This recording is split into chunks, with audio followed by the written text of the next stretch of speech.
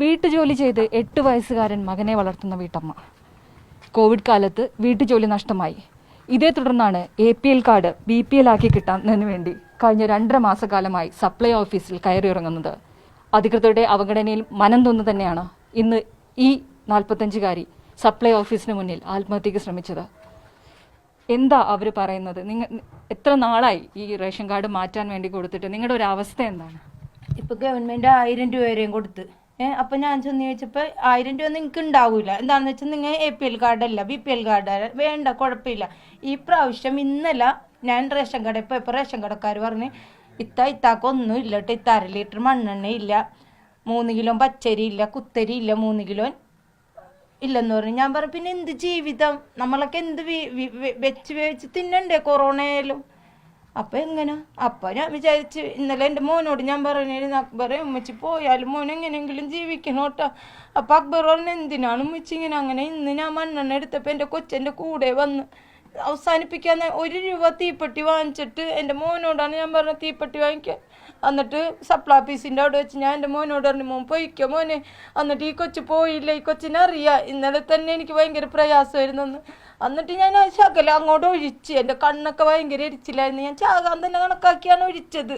എന്താണെന്ന് വെച്ചാൽ തീപ്പെട്ടി എടുത്തപ്പോൾ വേറൊരു ചെക്കൻ വാങ്ങിച്ച് പിടിച്ച്, അല്ലെങ്കിൽ എൻ്റെ ജീവിതം അവസാനിപ്പിച്ചേനെ ഞാൻ ഇന്ന്. മതിയായി ജീവിച്ച് മതിയായി. ഈ പുറമ്പോക്കി കിടക്കണമെന്ന് മാത്രമേ ഉള്ളൂ. ഒരനുകൂല്യം സ്വന്തം ഒന്ന് പറയാൻ പോലും പറ്റൂല. ഇത് വല്ലവരുടെയും പേരിലാണ് കര അടക്കണത്. ഇത് സ്വന്തമല്ല ഞങ്ങളുടെ സത്യത്തിൽ. പിന്നെ എന്തിനാണ് ജീവിക്കണം? ഇത്രയും നാൾ ഇതിനെ കഷ്ടപ്പെട്ട് വളർത്തി വലുതാക്കി. അപ്പൊ ജോലി ഉണ്ടായി, ഇപ്പൊ അതുപോലും ഇല്ല. പിന്നെ എന്ത് ചെയ്യും? അതിനേലും നല്ലതല്ലേ മരണം. എങ്ങനെയാ നിങ്ങൾ ഇതിനു മുമ്പ് ജീവിച്ചോണ്ടിരുന്നത്? എന്തായിരുന്നു വീട്ടുജോലിയായിരുന്നു? വീട്ടുജോലിയായിരുന്നു. ഈ കൊറോണ വന്നേ പിന്നെയാണ് വീട്ടുജോലി ഇല്ല. എങ്ങനെയായി കോവിഡ് വന്നതിന് ശേഷം നിങ്ങൾ എങ്ങനെയാ, നിങ്ങളുടെ ജീവിതം എങ്ങനെയാണ്? കോവിഡ് വന്നതിന് ശേഷം മറ്റുള്ളവരൊക്കെ എന്തെങ്കിലും കിറ്റൊക്കെ കൊണ്ടുവന്ന് തന്നിട്ടാണ് ഞങ്ങൾ ജീവിച്ചുകൊണ്ടിരുന്നത്. മാസത്തിൽ ദിവസേന പണിക്ക് പോകണം. ഞാനിപ്പോൾ ആഴ്ച 2 പ്രാവശ്യമാണ് പണിക്ക് പോകണം. 2 വീട്ടിൽ ചെല്ലണ്ടെന്ന് വരെയും പറഞ്ഞേക്കണം. അവർക്ക് പേടിയായതുകൊണ്ടാണ്. പിന്നെ എന്ത് ചെയ്യും? ഇങ്ങനെയൊക്കെ ജീവിച്ച് വേണ്ട. എന്തിനാണ് ഈ ജീവിതം? മതിയായി സാറേ, മതിയായി മേഡം, മതിയായി. നമുക്കൊക്കെ സുഖമായിട്ടൊരു ഉടുപ്പിടാനുള്ള നിവൃത്തിയില്ല, ഒന്നുമില്ല. അവന്റെ ക്ലാസ് എങ്ങനെയാ? ഓൺലൈൻ ക്ലാസ് എങ്ങനെയാ?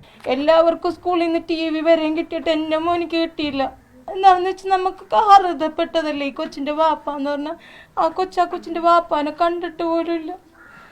നിങ്ങളിപ്പോ ഈ സപ്ലൈ ഓഫീസിൽ പോയപ്പോഴത്തേക്ക് അവരെന്താ ഓഫീസർ എന്താ പറഞ്ഞത്? കൃത്യമായിട്ട് പറയണത് എന്താണെന്നാ, ഞങ്ങൾക്കിപ്പോൾ ഒന്നും ചെയ്യാൻ പറ്റൂല. ഇത് ഗവൺമെന്റാണ് ചെയ്യണത്. ഗവൺമെന്റ് എന്താണെന്ന് വെച്ചാൽ ചെയ്യട്ടെ എന്ന് വിചാരിച്ചപ്പോൾ ഞാൻ പറഞ്ഞു അന്ന് ഒരാൾ മരിച്ചു കഴിഞ്ഞാൽ ഗവൺമെന്റ് ചെയ്യുമല്ലോ ഇത്. മറ്റുള്ളവരും എൻ്റെ മാതിരി ഒരുപാട് ആൾക്കാർ ബുദ്ധിമുട്ടുണ്ട്. അവർക്കും ഞാൻ മരിച്ചാലും ഗവൺമെന്റ് എന്തെങ്കിലും ചെയ്യും. ഞാൻ മരിച്ച ഈ ലോകത്ത് 2 ദിവസം 3 ദിവസം പറയും. പക്ഷെ ഈ കൊച്ചിന് പോകും ഞാൻ മരിച്ച. എന്നാലും ഈ കാർഡുകാരിക്കൊരു തീരുമാനം ഉണ്ടാകുമല്ലോ. ഇത് എത്ര കാലമായി നിങ്ങൾക്ക് APL കാർഡ് കിട്ടി? ഞാൻ കുറെ നാളായി മേഡം. ഇത് ഞാൻ അങ്ങനെ ഇതാക്കാറില്ല. ജോലി ഉണ്ടല്ല, ജോലി ഉള്ളതുകൊണ്ടിട്ട് പിന്നെ അൽഹംദുലില്ലാ ഞാൻ ജോലി എടുക്കണ വീട്ടിൽ നിന്നൊക്കെ കിറ്റായിട്ടും മീനായിട്ടും അങ്ങനെയൊക്കെ എനിക്ക് കിട്ടുമായിരുന്നു. അപ്പൊ പിന്നെ നമ്മ അതിന് ശ്രമിക്കേണ്ട ആവശ്യമില്ല. ഇപ്പൊ എന്ന് ഭയങ്കര ബുദ്ധിമുട്ടിയിരിക്കണം. എന്നാലും ഓരോ ആൾക്കാർ ഓരോ കിറ്റൊക്കെ കൊണ്ടുവന്നിട്ടാണ് ഞങ്ങൾ ജീവിക്കണത്. ഇപ്പൊ ആസ്പത്രിയിൽ വരെ ആരോ കിറ്റ് കൊണ്ടുവന്നു എനിക്ക്. അത്ര അവസ്ഥയാണ് മേഡം ഞങ്ങളുടെയൊക്കെ. ഇപ്പൊ നമുക്ക് മക്കളോട് പറയാൻ പറ്റൂല ഒന്നുമില്ലെന്ന്. അതിനാണെങ്കിൽ ഇതിനാണെങ്കിൽ ഒന്നും അറിയാനും പാടില്ല. പിന്നെ എന്ത് ചെയ്യും? ഈ പ്രാവശ്യം ഒരു ഉടുപ്പ് വാങ്ങിക്കാൻ പോലുള്ള നിവൃത്തിയില്ല ഈ കൊച്ചിന്. കീറിയതും പാറിയതൊക്കെയാണ് ഈ കൊച്ചി ഇപ്പം ഇട്ടുകൊണ്ട് നടക്കുന്നത്. അത്രയും ബുദ്ധിമുട്ടാണ് എനിക്ക്. സ്വന്തം എന്ന് പറയാൻ ഒരു കൂരുള്ളത് അത് വേറെ ആൾക്കാരുടെ പേരിലാണ്. പുറംപോക്കാണിത്. ഞാൻ വാങ്ങിച്ചെന്നുള്ളൂ, പക്ഷെ ഇത് വേറെ വല്ല ആൾക്കാരുടെ പേരിലാണ് കരമടക്കണം. ഗവൺമെന്റ് ഞങ്ങൾക്ക് വേണ്ടി ഒന്നും ചെയ്യണില്ല. ഈ കാർഡ് കൂടി ചെന്നിട്ട് 3 കിലോ അരിയുള്ളത് അതുവരെയും ഗവൺമെന്റ് തന്നെ ഇല്ല. പിന്നെ എന്ത് ജീവിതം? അർഹതപ്പെട്ട ആനുകൂല്യം ഇനിയെങ്കിലും ഇവർക്ക് നിഷേധിക്കരുത്. ക്യാമറമാൻ മഹേഷ് പോലൂരിനൊപ്പം ആശാ ജാവേദ്, മനോരമ ന്യൂസ്, കൊച്ചി.